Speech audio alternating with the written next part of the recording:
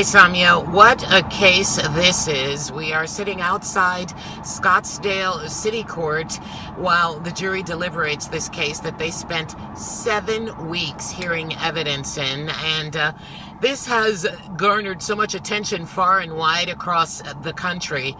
A reporter from the Washington Post reached out to me asking me questions about it over the weekend. A lot of people watching it, writing about it. I mean, it has everything. It's got Scottsdale. It's got big money. It has sex. It has a yoga teacher. It has young boys who are victims or portrayed as victims in this, depending on which side of the case you listen to. So we are waiting. Radomski, 33 years old, really facing for these 10 misdemeanors. I mean, what she could be sentenced to could change the trajectory and the quality of her life.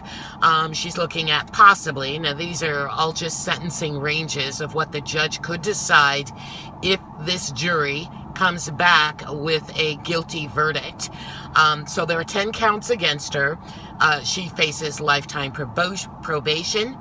And I thought this is the big one. I thought having to register as a sex offender, it changes your trajectory in life, your quality. It affects where you live, where you can move, what kind of job you can have if you have to say that you were a sex offender. So in terms of fighting back on this, everyone says, this much time in jail, she can survive that.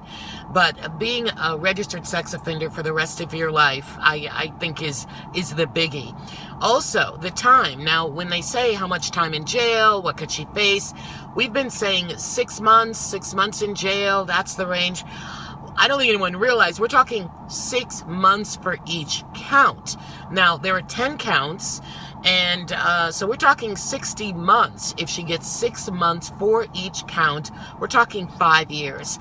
The charges, indecent exposure, and there are 8 counts. And you think, well, did she lift her shirt? And that is the charge, that she allegedly lifted her shirt and did not have a bra or anything covering and flashed these boys. Well, she didn't do it 10 times.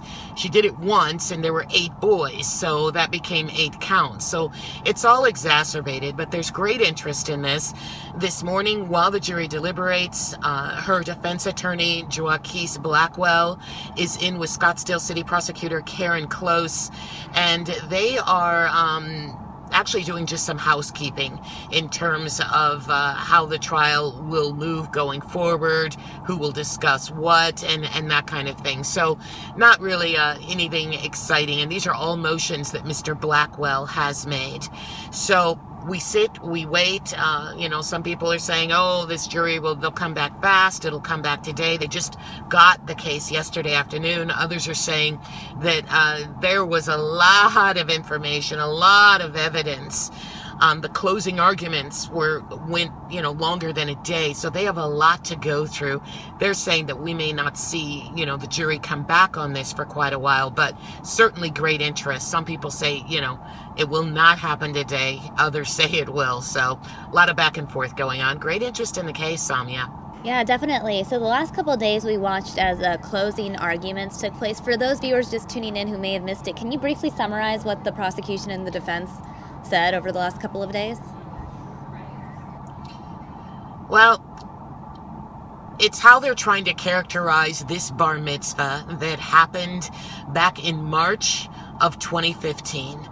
It happened at a very ritzy big house in Scottsdale. There was a lot of liquor flowing, and it's interesting because the defense has said that Lindsay Radomski, this yoga teacher who had recently had breast augmentation that was paid for by her employers who owned the yoga studio where she worked, was there, and there was a timeline of her evening, and they didn't do Lindsay's timeline according to, at this time this happened, at this time that happened.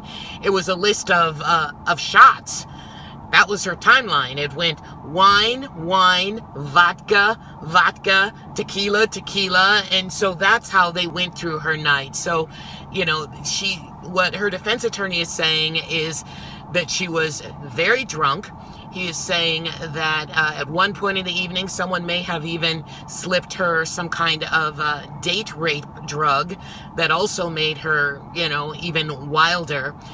He is saying that the boys 8 boys who ranged in age from, let me get this right, I think 11 to 15.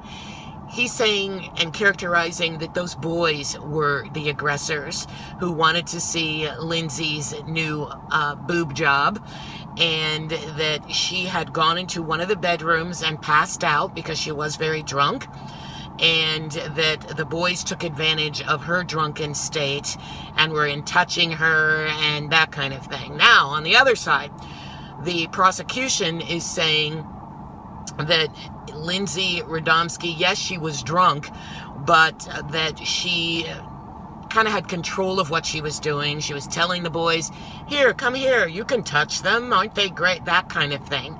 So, two very different characterizations of this night, of what happened when Lindsay went to bed or fell asleep on this bed. Who's at fault here? Why are they at fault here? Who's the victim? Her defense attorney says Lindsay Radomski was the victim here. City prosecutor Karen Close says absolutely not. These boys were the victim. They didn't know any better. A lot of people are saying, what do you mean they didn't know any better? But saying that they were naive and that they just kind of got caught up and were pulled into this nefariously. All right, Linda. That's the basics. And it took them... Go ahead. I was going to say, it took them 7 weeks to lay that out. This has been a 7-week misdemeanor trial, and people are saying, for this trial to have gone this long, that's amazing. We're talking about misdemeanor cases, but somebody wanted to push this through because a Maricopa County grand jury had already passed on it, looked at the evidence, and not brought charges. So failed to, I think they call it passing a true bill or something like that. But city court, somebody here saw something in the case and decided to bring it. So it's been 7 long weeks, and we'll sit here and we'll let you know, Samia, as soon as the jury comes back, if they come back today. All right, Linda Williams, thank you so much for that update.